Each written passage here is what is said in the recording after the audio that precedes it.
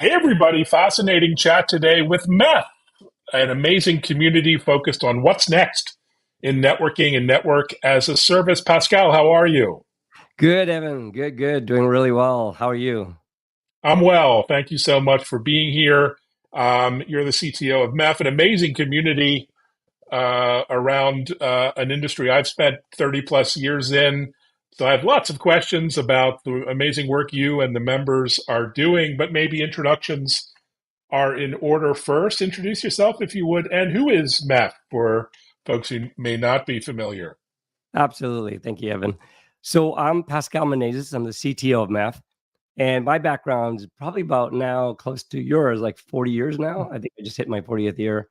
I might not look like that, but 40 years in telecom started really in the days of BiSync X25 and mainframes and saw the Mm, whole technology wave. So being involved with many startups, 5 startups, I was at Microsoft for a decade and came over to the CTO of MEF about 8 years ago. I was also the co-founder of MEF in 2001, but left shortly after.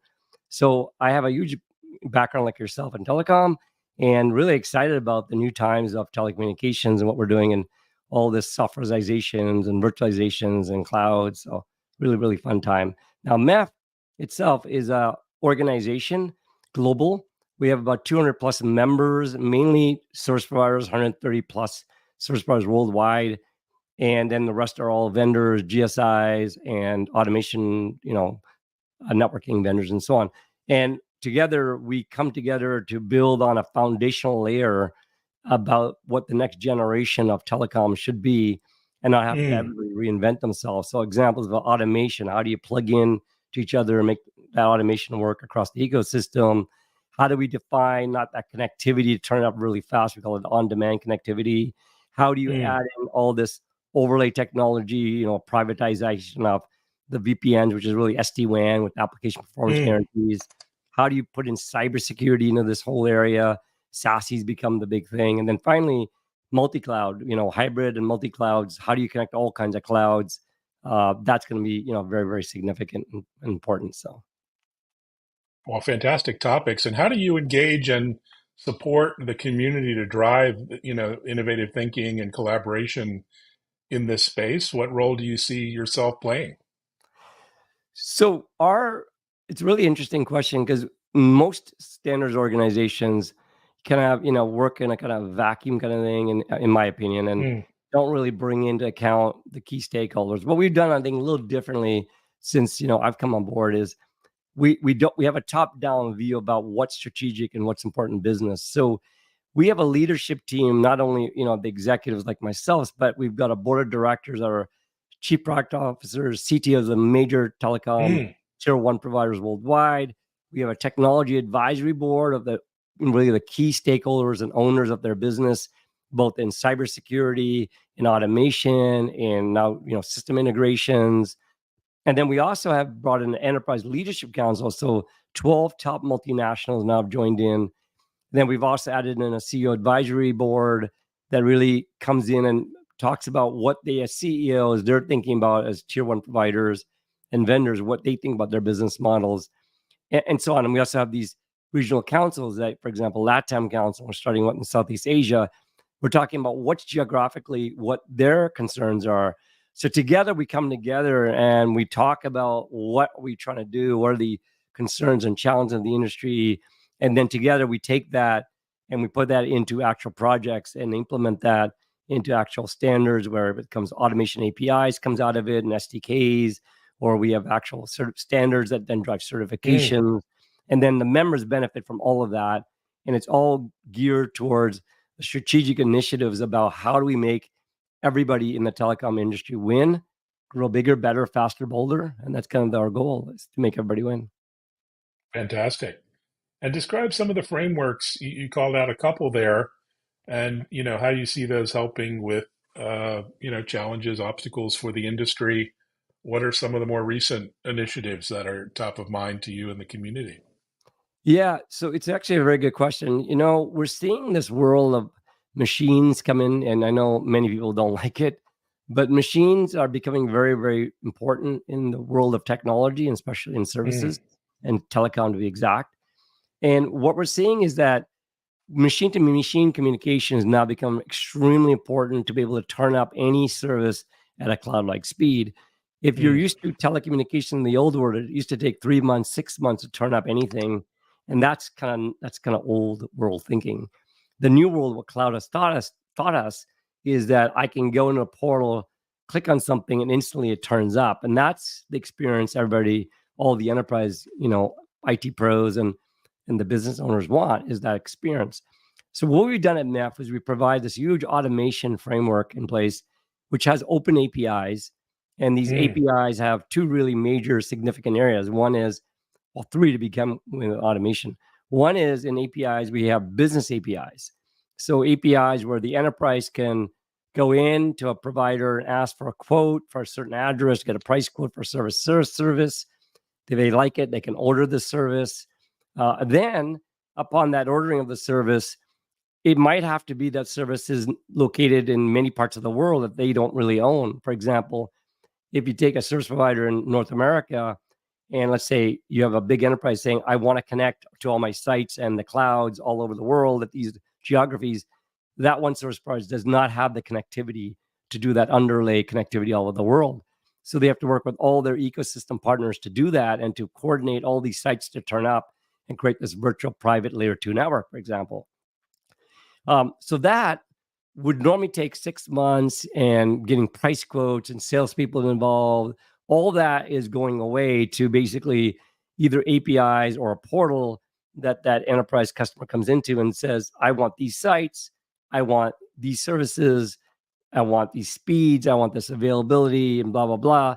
And then out pops out the quote, and they like it. They just click order, and out goes the order to all of these partners to then turn up their loops and test it, and then make sure it's working right, and then monitoring it to make sure it's performing right, handling faults. So these are all the operational aspects of APIs. And then finally, if there's a fault, there's a trouble ticket between all the providers have to go, and that's automation also. And then finally, they have to bill and settle across the ecosystem. So that is, if you can imagine, a massive amount of automation, and the APIs have to be highly interoperable across all of these enterprises, and also especially these ecosystem partners, which are providers. So if you think about that, what we've really done is glued in this massive automation plane across the global ecosystem that everybody can plug into for turning up their loops today. But you're seeing tomorrow, they want to be able to access data centers to put their compute in there, for example, providers for putting edge compute in across the world that they don't normally have. Or they might want to connect to a certain cloud, a certain type of, SaaS cloud. And they want to do that also. And that SaaS cloud might have regions that they don't really have connectivity to. So all of this connectivity or application assurance or the cybersecurity is also big, adding cybersecurity into it. All of this automation has to happen at cloud-like speeds across the planet. And all this ecosystem has to plug in, play together. And that means tremendous interoperability. And that's really what we've been doing at MEF since I've been here for 8 years, coming from a software background. And we have a massive adoption of 160 plus providers somewhere on that journey of that automation to plug in. So we're really, really excited about what we've done there. And then every provider, I'm talking about that inter-provider, that ecosystem connecting, but every provider also has to have their own automation inside their own network. So that's another massive undertaking every provider have to think about. How do I automate inside my network? So we've collaborated with TM Forum of how to do that. And that was just announced, in June. And so we've got this whole ecosystem fully automated end to end and within each other's providers' network. So that's really powerful. And that's kind of what we've been doing. Oh, fantastic work. And network as a service is a fascinating new way of delivering connectivity and networking, radically different approach. You recently introduced a NAS industry blueprint. What were some of the insights from that? It's a very good question, Evan. It's actually ironic because NAS, network as a service, was really being around for a decade plus, coming from the point of, hey, let's connect on demand our sites together through automation and, site to site, site to data center. And then what we've been seeing is all this new technology emerge with SDN, software defined networks, and virtualization and automation. And then all of a sudden we started seeing network as a service change from this connectivity model to now, how do I deliver modern networks to the enterprises? And that's what MEF's taken on. So we've said it's not just about the connectivity of the underlay, which where we, brought in the carrier Ethernet market and grew to $80 billion worldwide. It's not about just that connectivity that makes the business network. It's now adding in the application assurance above that. So SD-WAN technology, software-defined wide area network technology, came in about a decade ago. That's become very, very widespread and ubiquitous. And that overlay technology sits under the underlays, and they provide application assurance guarantees so applications perform right, which was always a big concern for many business owners where they have very mission critical applications, how well those applications perform. So that was, two things that are coming together, and all of a sudden now cybersecurity has become top of mind. In fact, we just released our cybersecurity report just a month ago, or a few weeks ago, actually. And it talks about the state of where cybercrime is and what cybersecurity is trying to do. And we talk about cybercrime is projected to be $15 trillion by 2025. Now, whether it's accurate or not globally, it's a pretty large number. And then we're talking about, well, what do we do to address this? And we're only spending $200 billion worldwide to try to address a $15 trillion, economy that's full of criminals. So really at this point, how do we handle this? So the industry's come out with this cloud-based security technology called SASE, Secure Access Service Edge. And the idea is you move security functions from within your sites and your data centers and your buildings. You still have them there, but you move them into the cloud. And so everything, every packet, every transaction goes through this scrubbing center. So it's very latency sensitive. It has to be deployed at the edges where the enterprises are connecting to the POPs or the providers. And these SASE clouds then becomes a scrubbing center that everything goes through and checks for all kinds of malware, for exploits, evasions, threats, and even connection to the internet. It checks to make sure that the URLs are not, somewhere, some dark net or someplace like that. So really, at the end of the day, all of this coming together, cybersecurity added on to this overlay of application performance, to then adding in the transports to take and to deliver all the packets end to end, becomes really a daunting task. And now add to that, the destinations are not data centers, they're clouds. They're clouds of all types. They're hyperscaler clouds for infrastructure as a service or SaaS services. There are many companies that move themselves to a cloud offering. So you want to connect to all those different SaaS offerings. We're seeing AI clouds come into now, very AI application-centric clouds are emerging. So you want to connect to those AI clouds, and they're seeing the edges too, or some regions, because it's also sensitive to latency. So the complexity of what I just talked about is kind of mind-numbing. and so now enterprises have to deal with, like, this is what I want. And then providers have to deliver on all of this. And they have to deliver it as a service. And as a service means the commercial models are very different than contractual models. So I'd love to go into that if you want to hear more, but it is so challenging. So at MEF, we've packaged all of this in a blueprint that allows providers, vendors, cloud providers, service providers to all use the blueprint like open source as a baseline to go implement all the APIs, the automations, the certifications, which I haven't talked about even, and then go ahead and then build their own differentiation on top. And that's really what we see as NAS, is what we're delivered as a blueprint and how this all comes together. Fantastic approach. You mentioned certification. How does that work? What are some of the benefits for both the service provider and the enterprise customers who might be leveraging it?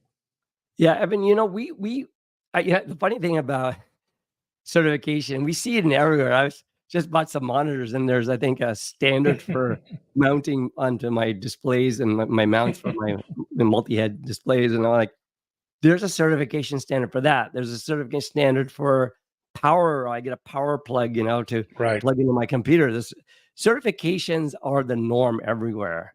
And for some reason, we don't look at cybersecurity, certification as being very important, especially in cybersecurity. So we've done certification for our carrier Ethernet. It's widely deployed, adopted. Everybody takes their standards, they get certified to make sure the service works right. We've deployed it. We're now finally doing that for SD-WAN certification. We did the version 1, now we're version 2 of that SD-WAN certification.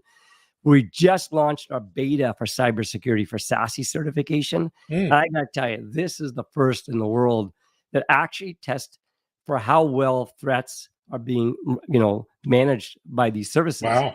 Yeah, and there's nothing like it. So in the past, what's happened was people were buying these cybersecurity services from vendors or from service providers, and they had no idea how they've been protected from threats, And so they would either test it themselves or hire a company to check it and do penetration testing and so on.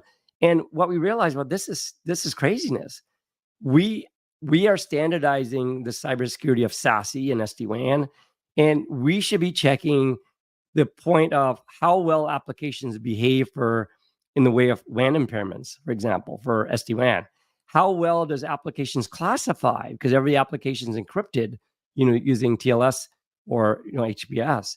And so you can't use just a normal port, lookup, UDP, TCP port lookup. You have to use heuristics, and classifiers are very sophisticated to find the application in it.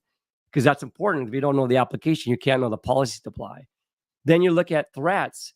There's exploits, evasions, malwares. There's a million malwares, database you have to look at. There's thousands and thousands of exploits and invasions you have to look at. You have to test against that, all these products. Then you think about cybersecurity was in the enterprise. So they had this appliance where they put firewalls and their IDS, IPS, and all the various security functions, but they were single tenant. So they can handle performance only for that tenant. But you move all of that into the cloud, all of a sudden that cloud is a multi-tenant model.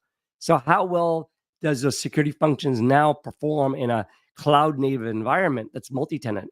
That is a whole nother beast. So when they port all their code, does it work right? Does it still protect right? Does it perform right?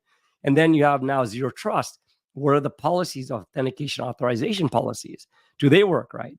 So you could see this complexity we're talking about, and why cybercrime and the exploits have really been taken off, because it's so complex that no one really knows this. And so we're testing for all of this to make sure the vendors got it right, the providers got it right. And we deliver this certification not on a pass fail, but basically on what we did, with bonds and Moody bonds rating, a AAA, you are highly secure from exploits, evasions, malware, blah, blah, blah, all down all our testing criteria. And if you got, a double A or B or C, you need to go try to get to AAA. So our certification is a year-long subscription that really promotes everybody to try to get to a AAA. And if they don't get it, come back, retest, fix the problems, and basically strive for that AAA. So that's what we're trying to do. And that is really the first of its kind. And it's highlighted in that security report we released as how we're trying to try to solve this cybercrime of $15 trillion. Wow, incredible mission. Congratulations on that. And describe how the organization, your members work on a sort of month-to-month basis. I assume you have virtual meetings, you have in-person meetings, you're doing a lot of information sharing. What does that look like for the members? Yeah, very interesting question, because we're talking about a global membership. And so how do you participate? It's really, really challenging sometimes. So we do meet 4 times a year physically, person to person. Every project, so I'm the CTO, I've been overlooking about 60 plus projects are active. Plus, remember, since 2001, we have tons of standards that's already, adopted. There's hundreds of the standards and 60 new projects of all the things I've talked about. And so we have teams all over the world of members, contractors, vendors, all working together to, deliver on this kind of baseline technology so no one has to reinvent it from scratch. So we do that, like I said, 4 times a year. We have weekly calls on every project that's led by normally, what we call an editor, co-editor, or a lead of that project. And they bring their teams that want to participate together. We also have our yearly event called our Global NAS event, Global Network as a Service event. We had the first one last year, and we're doing it this one in Dallas of this year. It'll be the last week of October in Dallas. And there you bring in a ton of thought leadership that talks about where's the industry going. And, for example, we were talking about what AI is happening with inference and transformers and obviously generative AI. how would that play into services, into the telco environments, where cybersecurity will be, how do we do automation? We'll have an automation conference also on day one. There's a lot we do. So as membership, our goal is to bring all our members together to really go through this. Now, in the past, SDOs rely on their members to do the work. We flipped it a little bit. We are now we hire contractors to do all of that grunt, detailed minutia work, which our members don't have time for because they have their regular job. But our members act as subject matter experts and business owners. They tell us what's important to them. They tell us what the product roadmap, what they're looking at, where their challenges are. They're looking at our work and saying, let me review it and give you my thoughts as a subject matter expert. So we're moving more and more to our membership becoming an ecosystem of thought leadership, of memberships that are giving subject matter expertise. And then we're hiring the contractors and the developers to do the work. And, me doing startups, that's my natural way how I think. And it's really allowing us to move at massive speeds that no other standards organization can do. And that's why you look at our work I just described, you're going, wow, that's like boiling the ocean. The answer is most of it's not vaporware. It's actual production, great stuff, really delivered into the market already. So over 8 years, we've done all of this and we continue to push forward. So. Well, it's very exciting. It must be very gratifying, fun to have such a unique position and perspective on the industry. What are you excited about the next, couple of months through summer into the busy fall season? What's on your mind professionally, personally? Well, personally, I'm going to enjoy the summer. I live in Seattle, so I'm going to take a little time off and enjoy the time to thrive. Yeah. Well, nothing like Seattle. It's called Emerald City for a reason. It's beautiful. But Right. I am planning towards the end. I'll be in Batik. It's a big conference in Bali, which will have all the Southeast Asian operators there. We'll be talking about all that's going on in Southeast Asia because every continent has their own flavor of what's going on. So, and where they are in the maturity cycle of all of this evolution to this next generation of cloudification. But what I'm really excited about is we're bringing in smart contracts as a service. We're going to federate we got this thing called Federation that's going to be launching that will be the implementation of all our work that says plug in, join in together across the ecosystem, build this big global federation that everybody can participate in, whether you want to have just connectivity or you want to do SASE clouds or you want to get to AI clouds, hyperscale, all of that's going to come in. And that all means takes all our work plugging together, all the certification will be part of it. So I think that is going to be really, really powerful over the next couple of years. And that's kind of what we're thriving to. And we're getting all our members to plug in and to connect together and to really create this ecosystem, this global ecosystem that has all that automation, cybersecurity, connectivity, clouds, and the access to finally AI clouds all over, including edges. So I think, you can hear from me, I'm super passionate because I really love what I do. And after 40 years, you think I'd be kind of bored of it, but it never stops for me. It's the most exciting time in this industry for sure. Well, congratulations on all the success, and it's really excellent work. It's really a much needed role you're playing. Thanks, Pascal. Well, thank you, Evan. You being a big expert in this industry for so long, I know you can appreciate the things we're trying to do. And we do have massive goals, and these are massive aspirations. But again, 8 years ago, I was daunting. 8 years later, I'm the CTO, and I'm thinking, wow, look at what we've done. You look backwards, you go, oh my God, I cannot believe all the things we've done. It's just incredible. And again, not thanks to everybody, our membership, our leadership, our contractors, our staff, everybody's participated in this. So it's been a really inclusive model that has really made this work. And so I'm so grateful to be part of this journey. Absolutely. Well, onwards and upwards, and have a great summer. Thanks, everyone, for watching. Reach out to MEF, MEF.net. Great website, lots of amazing resources there as well.